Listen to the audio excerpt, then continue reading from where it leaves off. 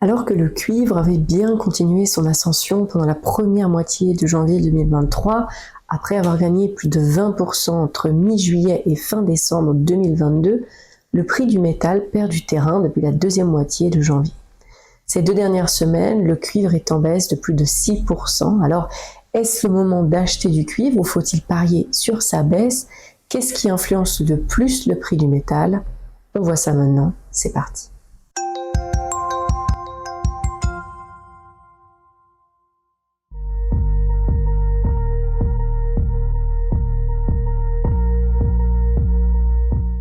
Alors nous voilà sur la plateforme en ligne du courtier régulé Active Trades qui s'appelle Active Trader.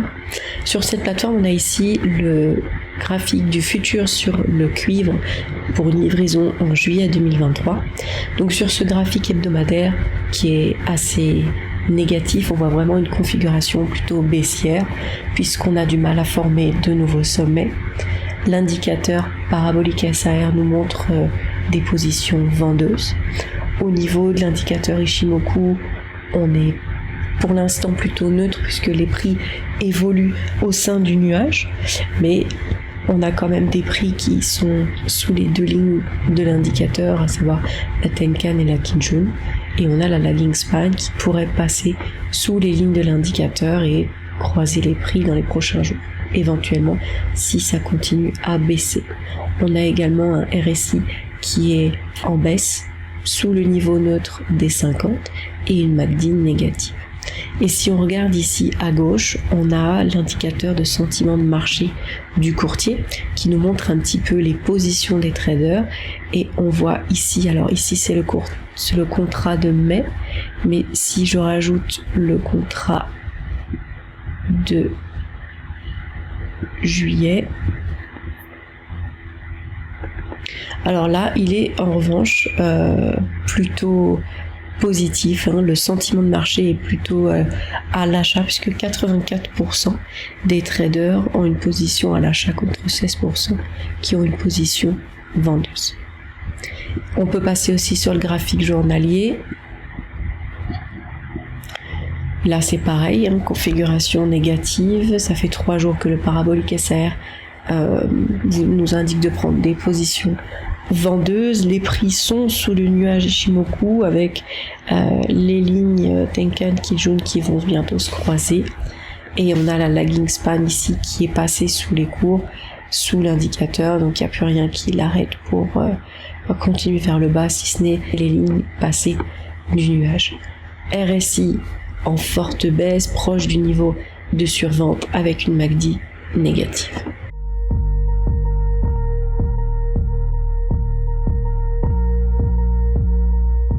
Comme pour tous les actifs que vous allez trader, tous les marchés, l'évolution de l'offre et de la demande sont bien sûr les 2 facteurs clés qui influencent la valeur du cuivre.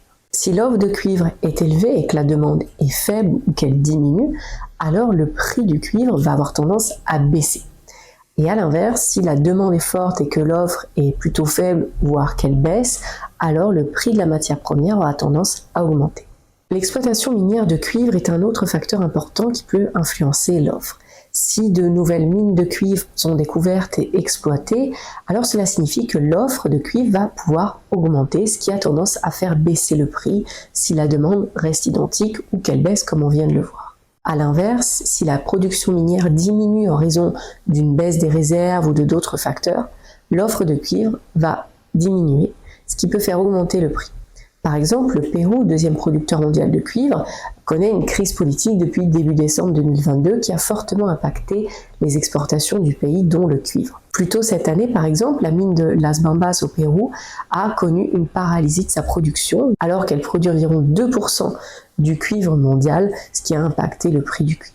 La croissance économique dans les différents pays du monde va influencer la demande de cuivre, car le cuivre est utilisé dans de nombreux secteurs économiques. Donc, si la croissance globale économique est forte, la demande de cuivre devrait augmenter, ce qui a tendance à soutenir le prix du métal. A l'inverse, si la croissance économique a tendance à être faible, alors la demande de cuivre peut baisser, tout comme son prix. Comme la plupart des matières premières, le cuivre est négocié en dollars américains sur les marchés mondiaux. Donc si le dollar est fort, cela peut faire baisser le prix du cuivre. Pourquoi? Parce que les acheteurs étrangers qui ont des monnaies étrangères doivent payer plus pour acheter la même quantité de cuivre, ce qui a tendance à faire diminuer la demande.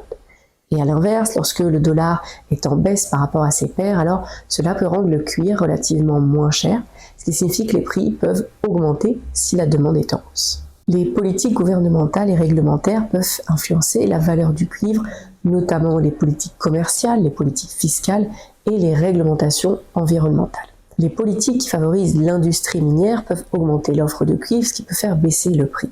A l'inverse, les politiques qui encouragent l'utilisation du cuivre dans des secteurs comme les énergies renouvelables par exemple, peuvent augmenter la demande, ce qui peut soutenir le prix. D'ailleurs, la volonté d'accélérer la transition énergétique de nombreux pays devrait soutenir le prix du cuivre dans le temps, comme on va le voir dans la prochaine partie. Alors comme pour de nombreux actifs financiers, la spéculation peut bien sûr influencer la valeur du cuivre. Pour rappel, il existe certains produits financiers que vous pouvez utiliser pour profiter de la baisse ou de la hausse des prix, comme les CFD, les futures ou encore les options, ce qui vous permet de potentiellement gagner quelle que soit la direction des marchés.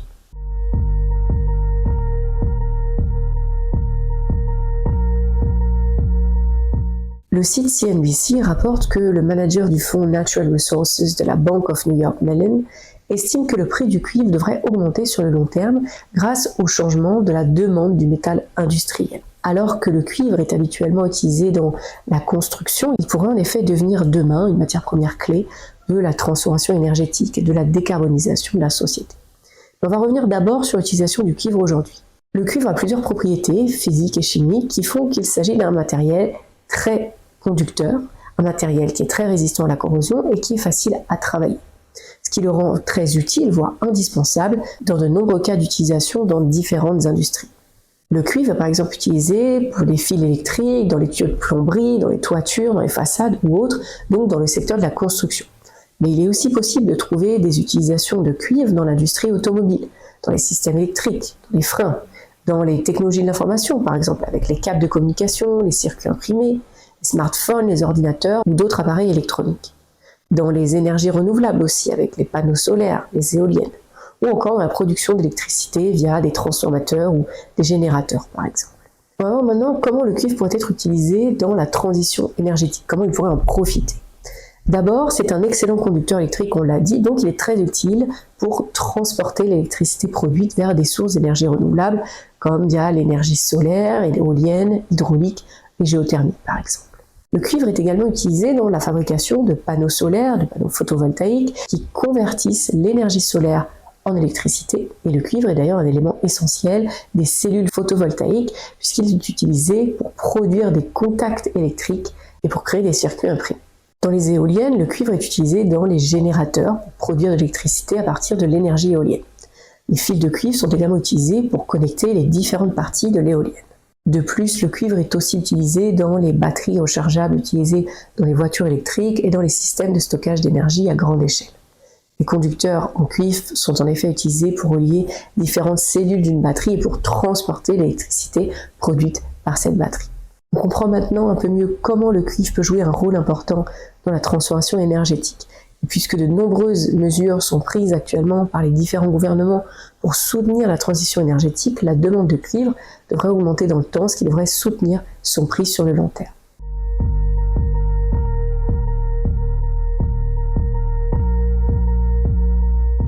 Alors la baisse récente du prix du cuivre est peut-être en partie due à une prise de conscience de plus en plus importante que les espoirs, ou certains diront l'euphorie, liés à la réouverture de la Chine après la fin de la politique zéro Covid ont fortement diminué. La Chine a en effet une influence non négligeable sur la demande de cuivre puisqu'elle est le plus grand consommateur de cuivre au monde, représentant environ la moitié de la demande mondiale. Donc l'activité économique de la Chine, en particulier ses secteurs de la construction et de l'industrie manufacturière, peut avoir un impact significatif sur les prix du cuivre. Lorsque l'économie chinoise connaît une forte croissance et que la demande de cuivre est élevée, les prix du métal industriel ont tendance à augmenter. Et à l'inverse, lorsque l'économie chinoise ralentit ou que l'on craint un ralentissement, les prix du cuivre ont tendance à chuter. Or, la croissance de son secteur manufacturier devrait moins augmenter que prévu.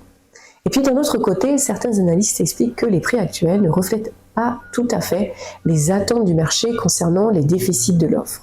Selon Goldman Sachs, cité par le Financial Times, le monde devrait être à court de stock de cuivre visible d'ici le 3e trimestre de cette année si la demande en Chine continue de progresser aussi fortement qu'en février. Les stocks mondiaux de métal auraient d'ailleurs rapidement chuté depuis février pour atteindre leur niveau saisonnier le plus bas depuis 2008, ce qui laisse donc peu de marge de manœuvre si la demande chinoise continue de progresser. Et comme on l'a dit bien sûr, on a aussi la demande de cuivre qui pourrait augmenter sur le long terme en tant que métal clé dans la transition énergétique. Alors, la baisse actuelle des cours peut-elle représenter un niveau d'entrée pour des positions longues ou les prix vont-ils encore chuter? N'hésitez pas à partager vos projections avec notre communauté en commentaire. Merci d'avoir regardé cette vidéo jusqu'au bout. À bientôt sur la chaîne NuTrading.